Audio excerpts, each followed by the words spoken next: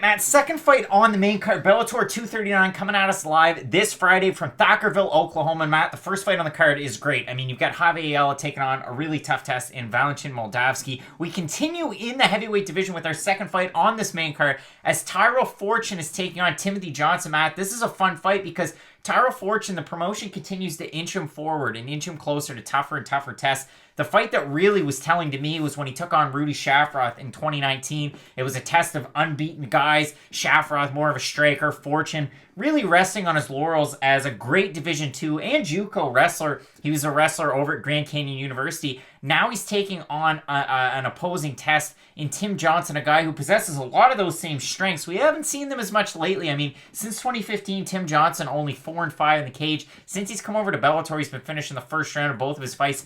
But you got to take that with a bit of a grain of salt. He's taken on a guy like Czech Congo, who's on a great roll, and a really, really tough test in the former champ, Vitaly Minikov. So in this fight, you have Fortune on a roll at 8-0. You have Tim Johnson at 14-5. If we look at the odds, again, this is one where Bellator odds make absolutely no sense. Tyrell Fortune's a minus 675 favorite, and you've got Tim Johnson plus 465. You look over on Tapology at 286 votes. 95% of people are going with Tyrell Fortune. 73% saying he's going to win by knockout. I don't disagree with these things. I just think it's egregious that those are what the odds are and what we're presented with. Matt, what do you think of this fight? I think it's a great one. I do too. I couldn't agree more with your breakdown, though, because Tyrell Fortune basically does everything Tim Johnson does, just a little bit better. And he's a lot bit better. A lot bit better. I'm trying to be respectful of Tim Johnson, but Timothy Johnson hasn't really been his former self ever since he went into Bellator. And even when I say former self, it's not like he was this world beater at any point, but he was a good measuring stick for young talent, because if you could beat him, then it would really prove, okay, you have a spot in the top 15. If you couldn't,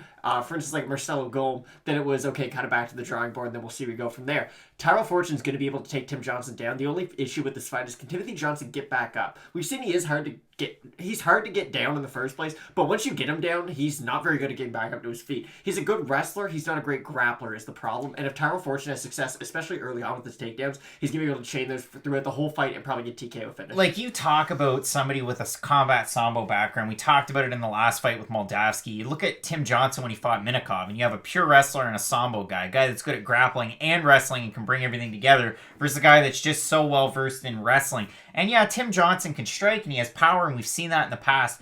But if you go back and watch that Minikov fight, he finished him in the first round. He threw 2 back-to-back German suplexes where he went, chest to chest or chest to back, I guess, and flipped him over top of him, which is something you rarely see in MMA. You rarely, if ever, see it at 265. So things to watch in this fight, but I'm going to agree with you. I'm going to be taking Tyrell Fortune, but you're not going to want to miss the rest of our predictions for this weekend. UFC Auckland, the 3 Bellator cards. You can find them over there. And as we always say with Fight Night Picks, Matt, let's get into it.